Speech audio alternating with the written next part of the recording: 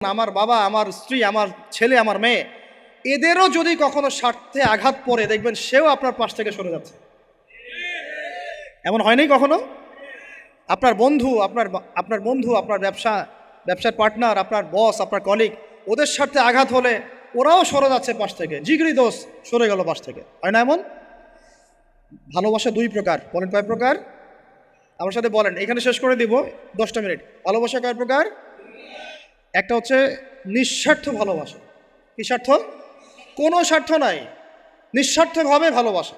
একটা হচ্ছে কোনো না কোনো স্বার্থ জড়িত আছে এমন ভালোবাসা।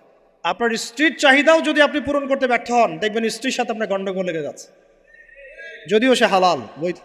তাই না? এমন হয় না অনেক সময়?